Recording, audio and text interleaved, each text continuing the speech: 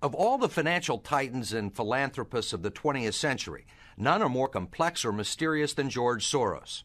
Like Carnegie, J.P. Morgan, and the Rockefellers, he amassed billions through ruthless business decisions, only to turn around and give away most of his fortune to advance his own personal philosophy. He can move world financial markets simply by voicing an opinion, or destabilize a government by buying and selling its currency. He also pledged more aid last year to help people in Russia than the U.S. government did. But now George Soros is worried. He thinks the global economy is coming apart at the seams and that the world needs to be protected from people like George Soros. We may now think that everything is fine, but the fact is that the system is broke and it needs fixing. What you're doing is asking some form of regulation to protect the world against you. Well, I am a player, and I think all players should be regulated. There have to be rules of the game. Take 81,000 to buy. Buy 48,000. Buy him 69,000 YUM. Right now, his Quantum Group hedge fund moves $14 billion of rich investors' money around the world every day, looking for profits and answering to no one. Soros makes huge bets on whole countries and economies. Last year, when he saw cracks in the Asia boom, he began selling the currency in Thailand. Traders in Hong Kong followed suit, triggering a financial crisis that plunged much of Asia into a depression. In the last 2 years, you've been blamed for financial collapse of Thailand, Malaysia, Indonesia, Japan, and Russia. Yeah, all of the above. All of the above. Yeah. Are you that powerful? No, I think there's a great misunderstanding. The Prime Minister of Malaysia said that the region spent 40 years trying to build up its economy, and along comes a moron like Soros with a lot of money, and it's all over. He called you a criminal. It's easier for him to blame an outside force than to admit that they were mismanaging their economy and their currency. The French finance minister talked about hanging speculators from lampposts. Soros says the Asian currencies would have collapsed even if he hadn't been in the market. They were overvalued.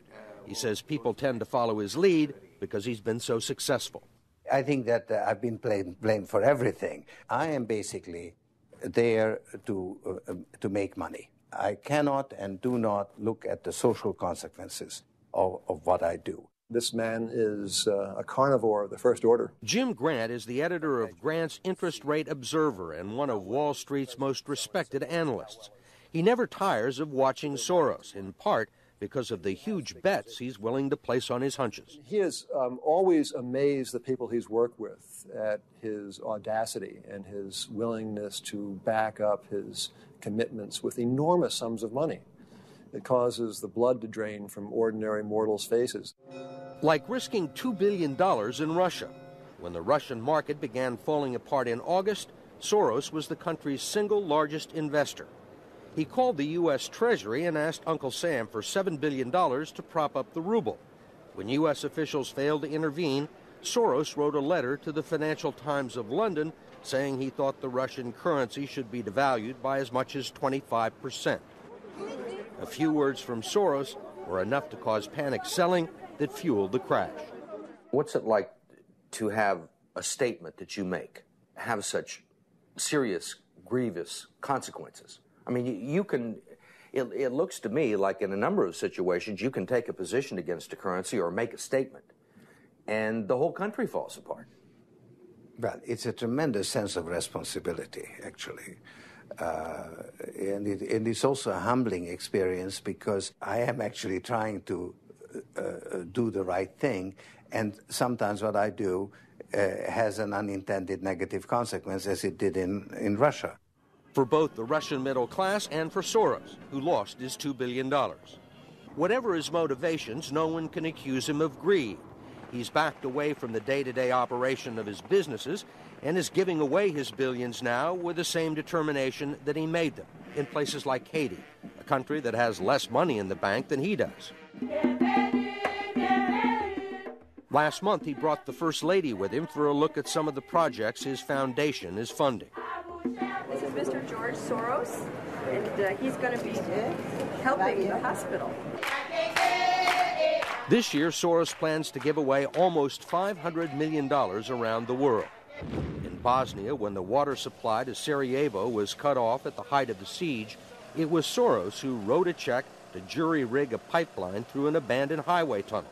$5 million up front can be more valuable than $50 million a year or two later. Ambassador Richard Holbrooke brokered the peace in Bosnia. At one point, after the Dayton peace agreements in Bosnia in 1995, for a considerable period of time, George had given more money to implement the peace agreements than the U.S. government had. He just could move that fast. In Russia, he pledged $100 million to help scientists who might otherwise have sold their expertise to bidders like Iran or Iraq. In Eastern Europe, he's educated a new generation. And in Ukraine, he spent millions retraining the old Soviet military. At the center of George Soros, there's an inherent contradiction. Which is? Which is, on one hand, you're the capitalist who does not care about the social consequences of his act, and on the other hand, you are a philanthropist who cares only about social consequences. How do you resolve the two? Recognizing that as a competitor, I've got to compete to win. As a human being, I am concerned about the society in which I live. Which George Soros am I talking to now? The amoral George Soros or the moral George Soros? It's one person. It's one person who at one time engages in amoral activities and at the rest of the time tries to be moral. To understand the complexities and contradictions in his personality, you have to go back to the very beginning, to Budapest, where George Soros was born 68 years ago to parents who were wealthy, well-educated, and Jewish. When the Nazis occupied Budapest in 1944, George Soros' father was a successful lawyer. He lived on an island in the Danube and liked to commute to work in a rowboat. But knowing there were problems ahead for the Jews, he decided to split his family up. He bought them forged papers, and he bribed a government official to take 14-year-old George Soros in and swear that he was his Christian godson. But survival carried a heavy price tag.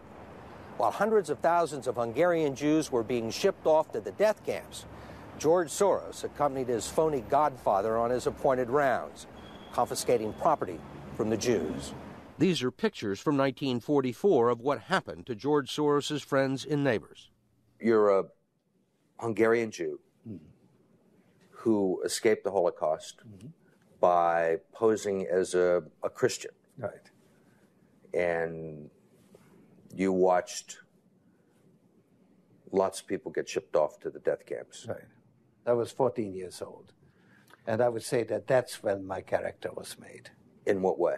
That one should think ahead, one should understand and anticipate events, and one is threatened. It was a tremendous threat of evil. I mean, it was a very personal experience of evil. My understanding is that you went out with this protector of yours who swore that you were his adopted godson. Yes, yes.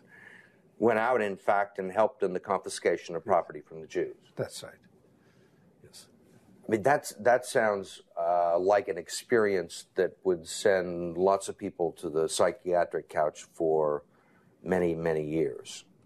Was it difficult? Not at all. Not at all. Maybe as a child you don't see the connection, but it created no problem at all. No feeling of guilt. No. For example, that I'm Jewish, and here I am watching these people go. I could just as easily be there. I should be there. None of that. Well, of course, I could be on the other side, or I could be the one from whom the thing is being taken away. But there was no sense that I shouldn't be there, because that was, well, actually, funny way, it's just like in markets, that if I weren't there, of course I wasn't doing it, but somebody else would be taking it away anyhow. In other words, whether I was there or not, I was only a spectator. The property was being taken away. So I had no role in taking away that property. So I had no sense of guilt. Are you religious? No. Do you believe in God? No. Soros told us he believes God was created by man, not the other way around, which may be why he thinks he can smooth out the world's imperfections. When we went with him to Ukraine, he was treated like a visiting head of state and was received by the president. Then he was received by the prime minister and finally the central bank. 20% in cash. They even allowed him to look at the books and asked him for advice. Lots of people want George Soros' advice. Most recently, South African President Nelson Mandela. Actually, President Mandela asked me, how could South Africa protect itself against speculators like you? And I told him, I wrote him a memo, trying to give him the best advice I could, how to reduce the exposure of South Africa to speculative attack. That's the old stop me before I kill again approach, right? Well, you're telling this is what you can do to stop me. Whether I or somebody else does whatever is happening in the markets, it really doesn't make any difference to the outcome. I don't feel guilty because I'm engaged in an amoral activity which is not meant to have anything to do with guilt. Part of the reason he is so rich is that the Soros hedge funds operate offshore in the Netherlands Antilles to avoid scrutiny by the Securities and Exchange Commission. So even while Soros tells Congress and the Treasury that hedge funds must be regulated to stop the global crisis, he's avoiding the rules. Why is it that Americans can't invest in the quantum fund? It's an offshore fund. Why is that? Because the fund is not registered with the Securities and Exchange Commission.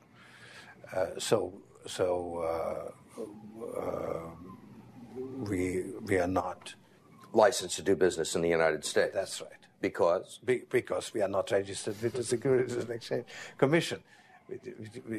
Because we find it more convenient to operate without it. So in some ways it's to escape regulation. Yeah, that's right. But you've been sitting here talking about the need for regulation. Yes, and whatever regulations are imposed, we will obey. We already conform to everything. If the beneficiaries of Soros's billions do not understand the intricacies of SEC rules and offshore hedge funds, they do understand what he's done for them. The president of Haiti is reading his new book, The Crisis of Global Capitalism, and so is President Clinton. Will all the attention spoil George Soros? George Soros, in a way, is Donald Trump without the humility. One of your money manager told us that George really does think he's a god. I mean, if you think that you're God and you go into financial markets, you're bound to come out broke. So the fact that I'm not broke shows that I don't believe that I'm God.